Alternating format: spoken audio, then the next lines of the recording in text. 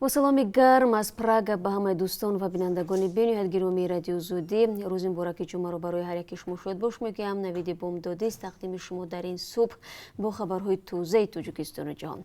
ساعت به وقت پراگ 7 است و قبل از آن که من شالگل خوجه به خبرها رجوع کنم از بود و هوا میگم که نیز برای کار و زندگی بی تاثیر نیست.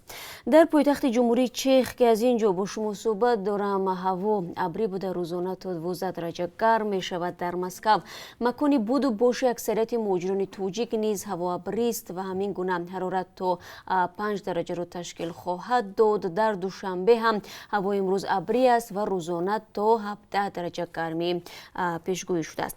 شروع میکنم از اون که از دیروز به این طرف کاربران رادیو زودی در تماس با ما ابراز داشتند که دسترسی به سامانه آزادی در تاجیکستان محدود شده و به قول بعضی کاربران سامانه آزادی کاملا دستنوراز شده است. اگر شما نیز بینندگان عزیز در این باره معلومات دارید لطفاً به ما رسانید. همکاران ما مشغول تحقیق مشکلات شدند. در این باره در دوام روز به شما معلومات بیشتر خواهیم داد و در این بین شما خبرگزاری‌ها رو میتوانید طریق شبکه‌های اجتماعی در صفحه‌های رادیوی آزادی پیدا کنید.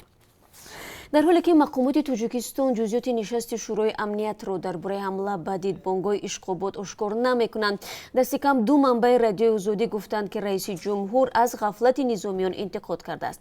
نشست شورای امنیت تاجیکستان دیروز بعد تقریبا 10 روزی حمله در پستگاه در مرز تاجیکستان و ازبکستان برگزار شد. یک منبع که از جزئیات جلسه آگاه است گفت پرزیدنت از غفلت مقامات مرزبانی و کمیته دولتی امنیت ملی انتقاد کرده است که نتوانستند با آگاهی پیشکی از رویداد 6 نوامبر در دیدبانگاه اشقابات پیشگیری کنند. او با نقل قول از پرزیدنت گفت وقتی شما از کار 3-4 تروریست آگاه نیستید و ماها آمادگی میگیرند به خبر میمونید، پس وظیفه شما چی هست؟ همصحبت ما به شرط فاش نشدن نامش گفت رئیس جمهور همچنین از کار نهادهای اکتشافی تنقید کرده گفته است چرا ناظران وزارت امور داخلی در محلها حرکت آدمان شبهه آور را زیر نظارت نمیگیرند. یک منبع نزدیک به مقامات انتظامی تاجیکستان نیز از ناقانونمندی جدی رئیس جمهور در نشست شورای امنیت خبر داد و همچنین شیوه پخش اطلاع را درباره آن نیز انتقاد کرد. این منبع از دادن جزئیات خودداری نمود. با وجود آنکه از تنقیدهای پرزیدنت نسبت به منصبداران بلندپایه خبر میرسد، چنین طرز انتقاد در گذشته صدا دادند ولی کم اتفاق افتاده است که رهبران نهادهای قدرتی مجازات شده باشند. با این حال چیزی که تو این در مقامات نشر کردن این است که درباره حمله به دیدبانگاه و مسائل دیگر دوستان کل وزیران کارهای داخلی و مدافع، رئیس کمیته دولتی امنیت ملی و فرمانده نیروهای مرزبانی گزارش دادند. تفصیلات صحبت‌های آنها معلوم نیست و همچنین روشن نیست آیا آنها فرضیه رسمی قبلی را به رئیس جمهور رساندند یا گزارش هر نهاد با هم فرق میکرد. در حمله شب 6 نوامبر به دیدبانگاه اشقابات در حدود نویه رودکی و در مرز تاجیکستان ازبکستان 15 حمله‌ور و چند تن از نیروهای مرزبانی و میلیسا کشته، 5 حمله‌ور دستگیر شدند. مقامات گفتند که حمله کاری جنگجویان گروه دهشت افکن دولت اسلامی است و به اطلاع رسمی آنها از ناحیه قلعه زول افغانستان آمدند. داعش نیز مسئولیت حمله را به دوش گرفت ولی همچنان فرضیه و گمانزنی‌های دیگری در جامعه و رسانه‌ها وجود دارد. مقامات افغانستان و چندین منبع باوربخش در مقامات تاجیکستان عبور هراس افکنان را از مرز رد کردند. مسئولان فیسبوک یک شبکه اجتماعی معروف در تاجیکستان و جهان گفتند که در مبارزه به ضد نشر اطلاعات دروغ 5.4 میلیارد حساب یا خود اکانت های فیک را پاک کردند. شرکت روز 12 نوامبر در گزارش گفت توانایی خود را برای تشخیص و پیشگیری از تلاش‌های ساختن حساب‌های دروغین و مطالب توهین‌آمیز بهبود بخشیده. معلوم نیست آیا صفحه‌های قلبکی کاربران فیسبوک در تاجیکستان پاک شدند یا نه. مسئولان شبکه میگویند اکثر حساب‌های جعلی قبل از آنکه فرصت برای تبدیل شدن به کاربران فعال این شبکه اجتماعی داشته باشند بسته شدند. فیسبوک تخمین میزند که حدود 5 5% از 245 میلیارد حساب کاربران فعال آن قلبکی است. در تاجیکستان بعضی از کاربران از صفحه‌های جعلی استفاده می‌کنند. یک گروه با گذاشتن عکس و نام دروغین می‌خواهند بعضی از مشکل جامعه را آشکار کنند. گروه دیگر از چنین صفحه‌ها به ضد مخالفان و یا علیه مقامات دولتی استفاده می‌کنند. برخی آن را به تبلیغ دین یا جنگجویی تبدیل دادند. اسام‌الدین عطاف کارشناس فناوری‌های نو میگوید صفحه‌های قلبکی کاربران تاجیک در فیسبوک زیاد است، اما افزود فکر نمی‌کنم در شمار صفحه‌های قلبکی که مسئولان فیسبوک معین و پاک کردند از تاجیکستان و منطقه هم زیاد باشد، چون که یکی از راه‌های آگاه شدن از اکانت‌های فیک خود کاربران فیسبوک هستند. آنها باید هر زمان در این باره شکایت کنند، افزود او.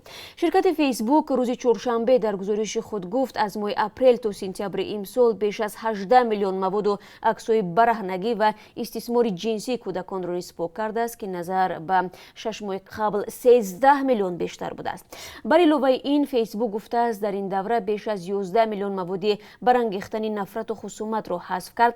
در تاجیکستان نیز برخی‌ها شبکه‌های اجتماعی را منبع افراطی شوی جوانان می‌دانند، چون طبق امور رسمی صدها جوان تاجیک طریق شبکه‌های اجتماعی مخزوی شده به صف گروه‌های تندرو در سوریه و عراق پیوستند. کای رسولزاده نخست وزیر تاجیکستان نیز ماه سپتامبر امسال از منبر سازمان ملل متحد خواست کشورهای عضو برای مقابله از استفاده اینترنت برای پهن کردن عقاید افراطی و جلب جوانان به گروه‌های تروریستی کاری بیشتر کنند.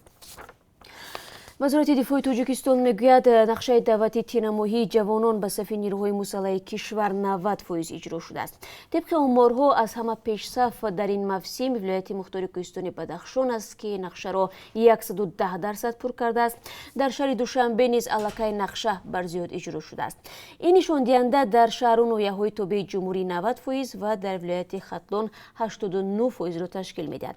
به قول نماینده مرکز مطبوعاتی وزارت دفاع، دعوت شوندگان پس از 2 ماه سوگند حربی یاد میکنند. حالا آنها از کورس‌های مخصوص گذشته ایستادند. دعوت تیرمایی جوانان به صف قواهای مسلح در تاجیکستان 1 اکتبر آغاز گردیده 3 نوامبر رسما به انجام میرسد و نگفته نماند که موسم تیرمایی امسال بیش از همه با شکایت ساکنان همراه بوده است. با پیچیده‌تر و دختر شدن مسئله دعوت جوانان به خدمت حربی در دایره تحلیلگران و نمایندگان سازمان‌های جمعیتی گفتگوهای اطراف راه‌های حل این مشکل صورت میگیرد که دلیل به اوج خود رسیدن ابله یا خود سرباز شکار است. در حالی که تحریم امریکا اقتصاد جمهوری اسلامی ایران را زیر فشار قرار داده است، مقامات تهران نرخ مواد سوخت را به قدر قابل ملاحظه بالا برده مقدار فروش آن را محدود نموده است. روز 14 نوامبر شرکت ملی محصولات نفتی ایران ابراز داشت که به هر یک ماشین خصوصی در یک ماه 60 لیتر مواد سوخت فروخته شده. قیمت آن از مدل 9 سنت کنونی تا 12.7 سنت آمریکا بالا برده خواهد شد. برای رانندگان تاکسی ماهانه 500 لیتر مقرر شده. مقداری از آن بیشتر را با اندازه علاوگی خواهند فروخت. اگر رانندگان از مقدار معین بنزین یا مواد سوخت بیشتر خریداری کنند، نرخ 1 لیتر بنزین مدل 26 سنت آمریکایی خواهد بود. ایران ذخیره بزرگ مواد سوخت دارد، ولی امکان محدود کارکرد نفت داشته برای تامین نیازمندی‌هایش زیاد تلاش می‌ورزد. در شهر بلاگویشین ولایت امور روسیه در تیرپرانی روز 14 نوامبر در کالج ساختمانی و خواجگی کمونالی یک آدم کشته و 3 تن دیگر زخمی شد.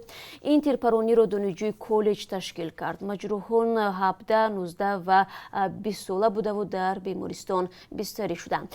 پلیس جوان 19 ساله مسلح را در آشیانه دوم کالج محاصره کرد. بین کارمندان پلیس و جوان مسلح تیرپرانی صورت گرفت.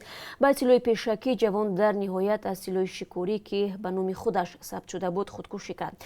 در نواری که رسانه‌های محلی نشر کردند، دانشجوی دیده می شود که در زمین خواب است و جسم وی خون می رود. شاهدان گفتند حادثه ساعت 10 صبح زمان رخ داد که به دلیل دیر ماندن او را نگذاشتند وارد سیمخانه شود.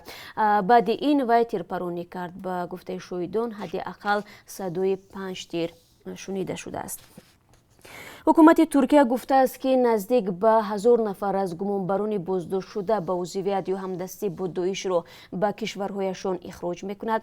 Рӯзномаи Ҳуррият навиштааст 959 нафар ихроҷ хоҳанд шуд ва аз инҳо 21 тан ба Тоҷикистон, 82 кас ба Узбекистон, 10 тан ба Қазоқистон, 23 нафар ба Қирғизистон ва 11 кас ба Афғонистон фиристода хоҳанд шуд. Мақомоти Туркия гуфтанд ҳамчунин 99 кас ба Русия, 17 тан ба Олмон, 3 нафар ба Ҳолланд ва 2 кас ба Фаронса ихроҷ мешаванд. Аммо бештарин теъдод наздик ба 300 нафарӣ ба Ироқ ва Сурия истирдод хоҳанд шуд. Дар байни гумонбарони боздоштшудаи ҳамдастӣ бо Доиш ҳамчунин 4 нафар аз Украина буданд. Дар хабар гуфта мешавад як бахши умдаи ин афродро ноболиғон ташкил медиҳанд. Ва хабари варзишӣ ҳам дорем. мутаассифона хабари на он қадар хуб. Дастаи мунтахаби футболи Тоҷикистон дар бозии даври панҷуми марҳилаи интихобии қаҳрамонии ҷаҳон 2022 аз тими миллии Мянмар бо ҳисоби 3-4 шикаст хӯрд. Бозии даври панҷуми марҳилаи интихобии қаҳрамонии ҷаҳон 2022 дар гурӯҳи F миёни тимҳои миллии Мянмар ва Тоҷикистон 14 ноябр дар шаҳри Мандалай баргузор шуд. ҳамин тариқ мунтахаби Тоҷикистон бо раҳбарии сармураббӣ Усмон Тошев аз 3 имтиёз маҳрум шуд. зимнан Тошев пеш аз ин бозӣ гуфта буд: мо ба Мянмар барои нишон додани бозии хуб ва 3 имтиёз гирифтан омадем. натиҷаи дигар моро қаноатманд намекунад. Вале ваъдаи ӯ иҷро нашуд ва дар чунин маворид маъмулан сармураббиён бо хоҳиши худ аз вазифаашон истеъфо медиҳанд. бояд гуфт ки мунтахаби Тоҷикистон дар 2 бозии охир аз мунтахаби Ҷопон дар майдони худ бо ҳисоби 0-3 ва аз мунтахаби Мянмар дар меҳмонӣ бо ҳисоби 3-4 шикаст хӯрд. ин нокомиҳо албатта боиси нигаронии мухлисони футболи тоҷик гардидааст. ба ҳамин тартиб дастаҳои мунтахаби Қирғизистон ва Тоҷикистон 6 имтиёзӣ гирифтанд. бо дар назардошти таносуби беҳтари тӯбҳо мунтахаби Қирғизистон дар ҷойи дуввум ва мунтахаби Тоҷикистон дар ҷойи севум қарор доранд. мунтахаби Тоҷикистонро боз як бозии мушкил бо рақиби аслиаш мунтахаби Қирғизистон дар пеш аст. бозии даври шашуми марҳилаи интихобии қаҳрамонии ҷаҳон 2022 дар гурӯҳи F бо мунтахаби Қирғизистон 19 ноябр дар шаҳри Бишкек шурӯъ мешавад. акнун аз қурби асъори хориҷӣ барои имрӯз мегӯем ки аз тарафи Бонки миллӣ ба таври зай таъин шудааст. $1 9 сомониву 69 дирам, 1 евро 10 сомониву 66 дирам аст ва 1000 рубли русӣ баробар мебошад ба 150 сомониву 70 дирам. чанд хабаре буд ки ман дар ин соби барвақт ба шумо гуфтам. хабарҳои бештар аз ин ва гузоришҳои ҷолиби рӯз дар дасти мо ҳаст ки дар давоми рӯз албатта мо тақдими шумо хоҳем кард ва умедворем ки чун ҳамеша моро ҳамроҳ хоҳед буд. ва агар шумо низ дар давоми рӯз ҳар хабару пешниҳод ва ҳар видеое доред, лутфан дар ихтиёри радиои Озодӣ бигзоред. рӯзи хуб дошта бошед ва ташаккур барои ҳамроҳӣ.